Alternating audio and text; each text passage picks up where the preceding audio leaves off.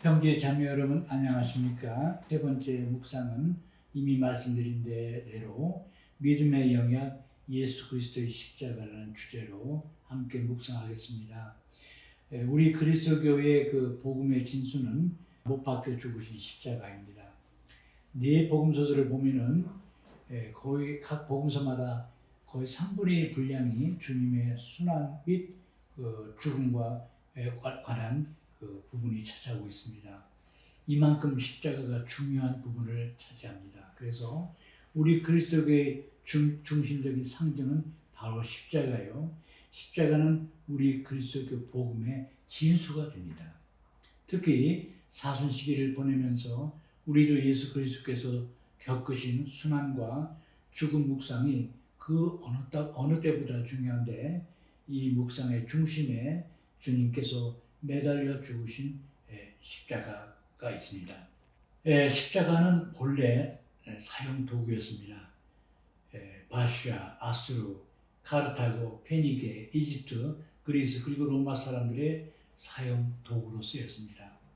이 십자가를 이용해서 사람을 죽이는 소위 십자가형은 십자가의 못을 받거나 밧줄로 매어 달아 죽이는 형이었습니다. 이 십자가형은 가장 잔인한 사형 방법으로서 부끄러운 죽음의 최고의 고통스러운 그런 처벌이었습니다. 일반 사람들에 대한 경고로 주 예수에게 십자가를 지워서 도심지들을 지나 사형장으로 가게 하는데, 사형장에 이르면 옷을 벗기고는 십자가의 못을 받고 상체를 틀에 동여 갈증과 기진으로 여러 날 만에 죽게 됩니다.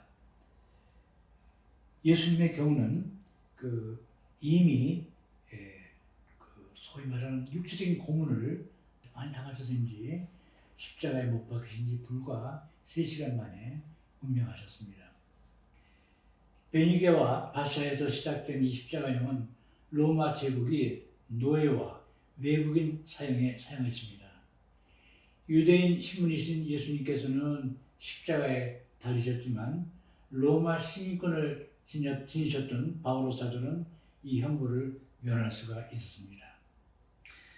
팔레스티나에서는 강도, 반역자 그리고 반란자들을 이 형으로 사용시켰습니다. 우리 주 예수님께서는 십자가에 못 박혀 죽으셨습니다. 이렇게 해서 십자가는 구원의 도구가 되었고, 고통, 피, 죽음이라는 이런 단어들과 더불어 우리 구원을 의미하는 중요한 말마디가 되었습니다. 이 십자가는 주님의 겪으신 고통, 피, 죽음과 관련되면서 정말 우리 구원의 중요한 어떤 그런 말마디가 되었습니다.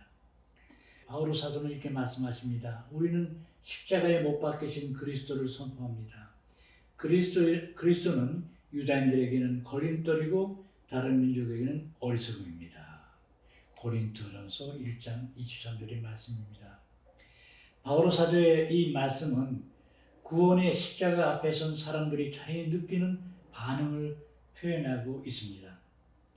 노예들에게 내려졌던 형벌이고 잔혹한 죽음일 뿐만 아니라 치욕이었던 십자가상의 죽음을 통하여 과연 그리스와 로마의 세계에 구원이 올 수 있겠는가? 접촉하면 부정을 타기 때문에 가급적 빨리 치워버려야 할 시체를 통해서 유다인들에게 구원이 올 수 있을까? 하나님께 저주를 받은 표를 지니고 교수대에 달려 단절된 사람들을 통하여 구원이 올 수 있을까?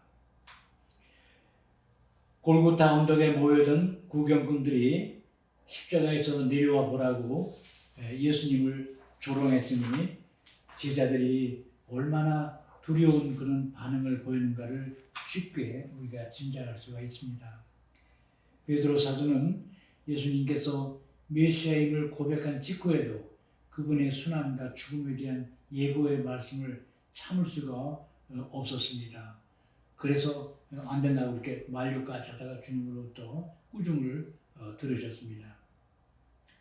그 주님의 죽음을 도저히 받아들일 수가 없었기 때문입니다.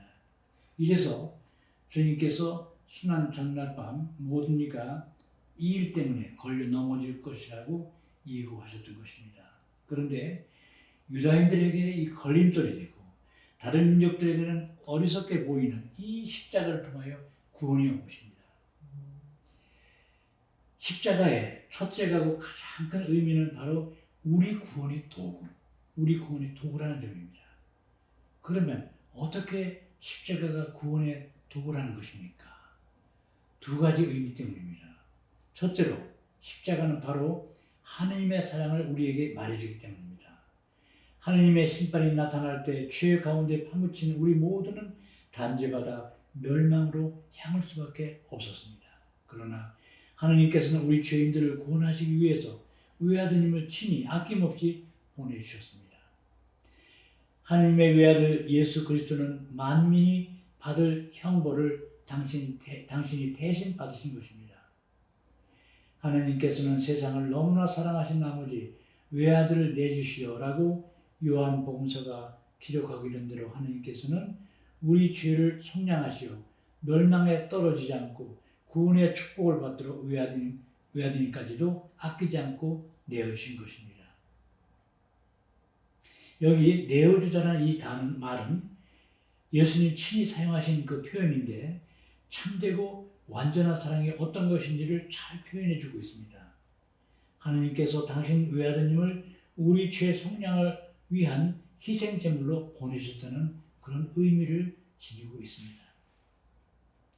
우리를 구원하시기 위해서 당신 외아들이 십자가에 못 박혀 죽게 하신 것입니다. 이보다 더 큰 희생적 사랑이 어디 있습니까? 구약시대에는 사람들이 양이나 짐승들을 죽여서 그 피를 바치는 게 짐승들이 사람들 죄를 대신해서 받고 죽었습니다. 희생되었습니다. 그런데 주님께서는 이제 당신이 정말 새로운 어린 양으로서 우리 인류 구원을 위해서 당신 친히 피를 흘리시고 죽으셨습니다. 정말 놀라운 희생적 사랑입니다. 바로 사도께서 말씀하시는 것처럼 우리가 아직 약했던 시절, 또 불경한 자들이었을 때, 또 죄인이었을 때, 하나님의 원수였을 때, 제가 이게 로마서 5장에 나오는 말씀인데 저는 개인적으로 이 십자가를 통해 죽음을 통해 드러난 그 예수님이 그 십자가상 죽음을 통해 드러난 하나님의 사랑이 얼마나 큰 건지를 묵상할 때 바울서서 이 말씀을 자주 묵상합니다. 내가 나약했을 때, 내가 불경했을 때, 내가 죄인이었을 때, 내가 원수였을 때 우리 주님께서 나를 위해서 그리고 우리를 위해서 죽으셨다는 거. 하나님의 사랑이 저는 그래요. 세 가지 면으로 아주 그 감동적으로 나타나는데 가장 그 감동을 주는 것이 십자가 죽음을 통해서 드러났고, 그다음 두 번째가 당신의 탄생을 통해서, 그리고 세 번째가 그 주님의 전도 생활을 통해서 전도 생활을 보여준 그 사랑. 가장 위대한 사랑이 하나님의 사랑이 바로 이 십자가상의 죽음으로써 드러났습니다. 둘째로 이 십자가는 구원을 위한 속량의 제사를 우리에게 말해주기 때문입니다. 그리스도의 십자가상 죽음은 한갓 애국자의 죽음이 아닙니다. 단지 순교자의 죽음도 아닙니다. 어떤 진리 때문에 희생당하신 것도 물론 아닙니다. 예수님 친히 말씀하신 바와 같이 주님께서 오신 것은 섬김을 받으려 함이 아니라 오히려 섬기려 하고 당신 목숨을 많은 사람의 대성물로 주려고 오신 것입니다. 이 속량의 제사로 말미암아 모든 이 나를 포함한 모든 이의 죄사함이 가능하게 되었고 멸망 가운데서 생명의 길이 피로써 열리게 되었습니다. 십자가는 이 속량의 이 대속의 진리를 우리에게 말해줍니다. 멸망할 자들에게는 십자가에 관한 말씀이 어리석은 것이지만 구원을 받을 우리에게는 하나님의 힘입니다라고 바울 사도는 말씀하십니다. 외치십니다.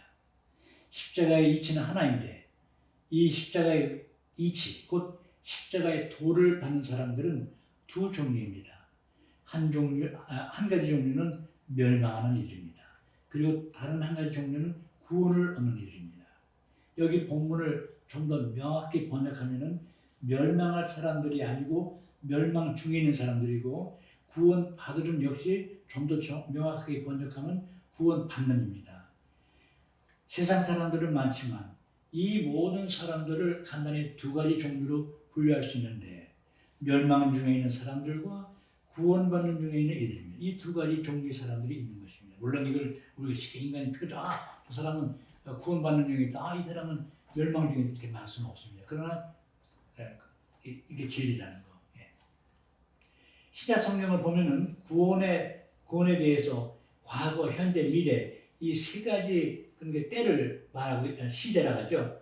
때를 말하고 있습니다. 어떤 것을 보면은 구원을 얻었다라고 과거형을 쓰고 있습니다. 예수님께서는 눈 멀었고 거린이었던 바르티메오가 당신께 믿음을 지니면서 치유를 청했을 때 가거라 내 믿음이 너를 구해놨다라고 과거형 동사를 받았다고 과거형 동사를 사용하셨습니다. 근데 어떤 곳에서는 현재형을 쓰시는데 조금 전에는 고린도전서 1장 18절이 그렇습니다. 현재로. 그런데 과거, 현재 이 두 가지 시에는 우리가 이미 받아 누리는 현재의 구원을 말합니다. 이미 우리가 누리고 있는 것. 그러나 이것은 불완전한 구원이라고 말할 수가 있습니다. 왜냐? 여전히 육신의 고통을 당하고 육신의 죽음을 당하기 때문입니다. 그래서 이미 그러나 아직이라는 표현을 쓸 수 있어요.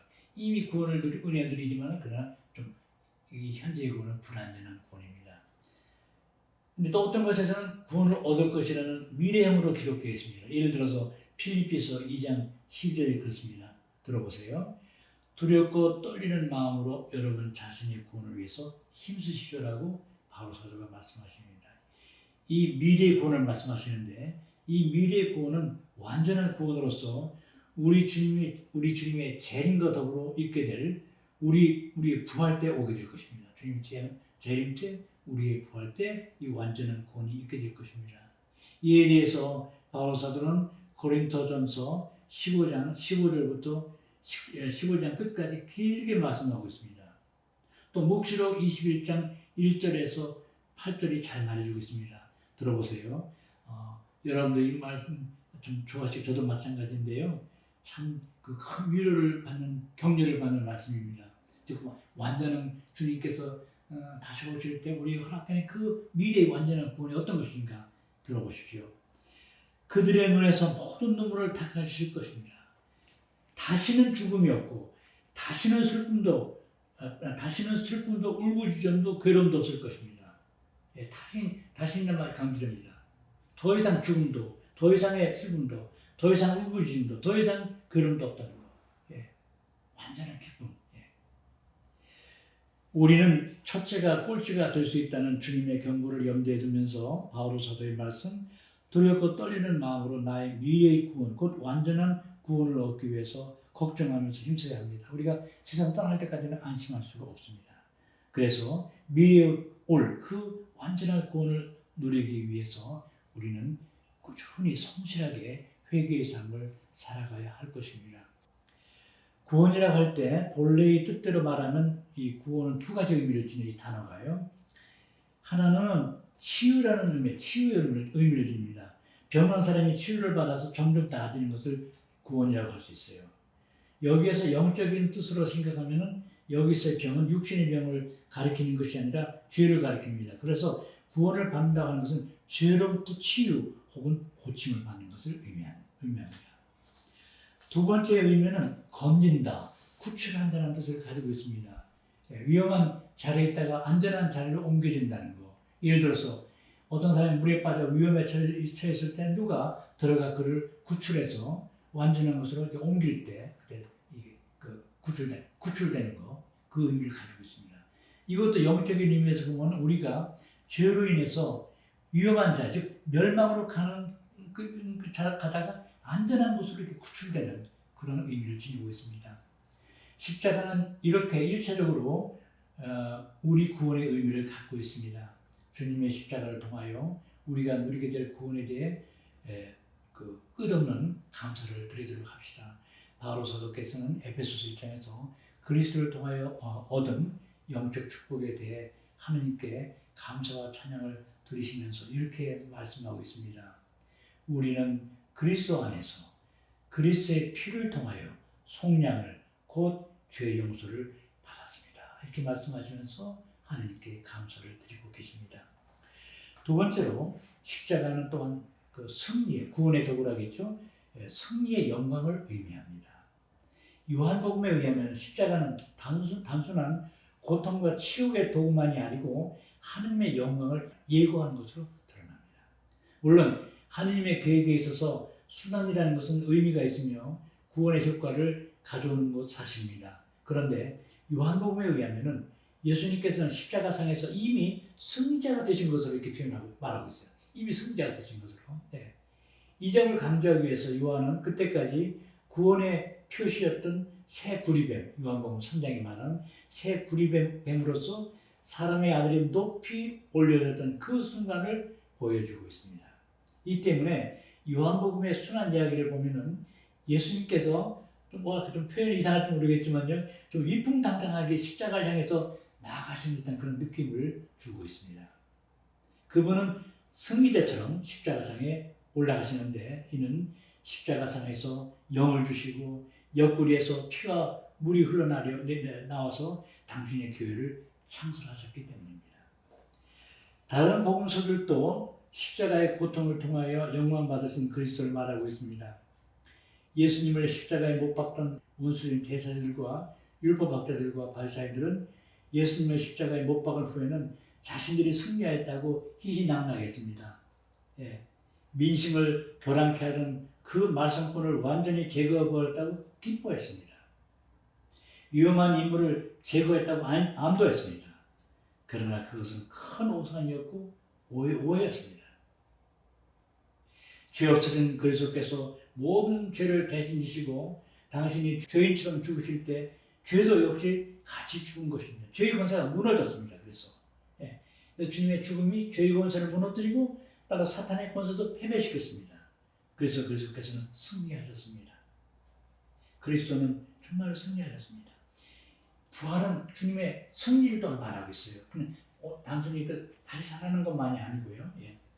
이 세상에 죄의 세력이 아무리 강화돼도 십자가를 통하여 승리할 수 있다는 확신을 얻게 되었습니다. 그래서 우리 순교자들이 그 아픈 고통을 당하면서도 정말 그 십자가를 통하여 승리할 수 있다는 확신을 갖고 결연하게 그 십자가의 죽음을 당하셨습니다.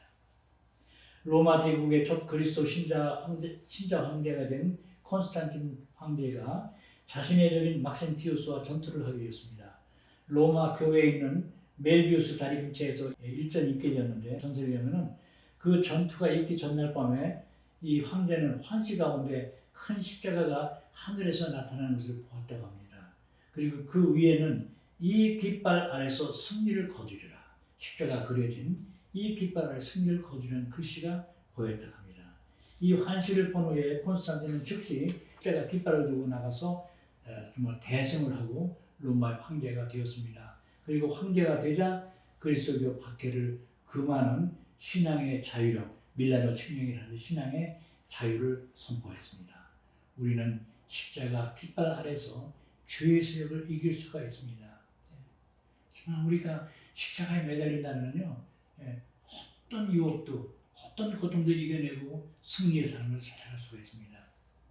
셋째로, 십자가는 우리가 그리스도를 따르고 그리스도와 일치하는 것을 상징합니다. 주님께서는 당신의 제자가 되는 조건으로 이렇게 말씀하셨어요. 누구든지 내 뒤를 따라오려면 자기 자신을 버리고 날마다 제 십자가를 주고 나를 따라야 한다. luka복음 9장 23절. 십자가를 진다는 것은 고통을 짊어지는 것이요 자기의 목숨을 바칠 각오를 하는 것입니다. 이 십자가를 질 때 우리는 비로소 그리스도를 따라갈 수가 있습니다. 십자가에 못 박힌 그리스도 예수만을 알고자 했던 바울 사도는 십자가에 못 박히는 삶이 바로 우리 그리스도인의 참된 삶의 모습이라고 가르쳐 주셨습니다. 바울 사도는 이렇게 말씀하십니다. 나는 여러분 가운데 있으면서 예수 그리스도 곧 십자가에 못 박히신 분에는 아무것도 생각하지 않기로 결심하였습니다. 바울 사도의 영성의 중심이 여기 있습니다. 예수 그리스도와 그분의 십자가. 두 가지. 십자가에 어떻게 보면 하나부터 결합돼요. 십자가에 못 박힌 그리스도. 이게 바울 사도의 영성의 핵심입니다. 바울사에 의하면 그리스도의 십자가는 그리스도를 믿는 이들의 마음속에 영과 육의 두 세계를 구분하는 경계선이 됩니다. 우리가 육적인 세계에서 영적인 세계로 넘어가는 것이 바로 십자가라는 경계선, 십자가는 다리를 통해서입니다. 즉 회개는 십자가를 통하여 이루어지는 것입니다. 사실 우리들은 세례를 받을 때 그리스도와 더불어 십자가에 못 박혀 죽고 묻혔다가 새 생명으로, 여러분들 요즘에는 물을 세례받으면 머리에 뿌리면 옛날에는 물속에 집어넣었어요. 물속에 집어넣는 것은 주님의 죽음을 본보다 나도 죽어서 묻히는 걸 말해요. 그래서 물에 나오는 것은 부활을 의미하죠. 그게 너는 옛날에 내가 죽고 새로 태어났다, 이런 아주 깊은 의미를 지니고 있습니다. 바울 사도께서는 우리가 그리스도와 함께 십자가에 못 박힘으로써 새 생명을 얻어 새 사람이 된다고 말합니다. 우리는 이 신비를 다시금 깨달아야 하고 세례로서 이미 새로 태어났다고 해도 매일같이 십자가에 못 박혀 새로 태어나는 삶을 살아야 합니다. 내가 십자가에 못 박아야 할 그런 육적인 것들이 아직도 나에게 많이 있다는 것을 알아야겠습니다. 그래서 끊임없이 우리가 영적으로 십자가에 우리 자신을 못 박도록 합시다. 11세기의 위대한 교회 개혁자인 성 그레고리오 7세 교황님께서 소위 말하는 그레고리오 개혁운동을 일으키시는데, 이 개혁운동은 일반 신자들보다도 오히려 성직자들에게 해당되는 개혁운동이었는데요. 이 개혁운동은 다음 세 가지를 치유하는 데 초점이 맞춰졌습니다. 무지, 탐욕, 무절제, 이 세 가지를 치유하는 데 이 개혁의 목적이 있었습니다. 십자가에 못 박히는 것은 말할 수 없는 고통과 희생을 요구하고 또 수반합니다. 그래서 그레고리 교황님께서 가졌던 개혁 목적, 무지, 탐욕, 무절제, 이 모두가 십자가를 통해서 우리가 극복할 수가 있습니다. 나에게 물력, 명예 혹은 정욕이 있다 합시다. 일례로 이들 탐욕을 십자가에 못 박고 또 못 박아도 계속 또 말하면 계속 억제하고 포기해도 좀처럼 사라지지 않는 것을 발견합니다.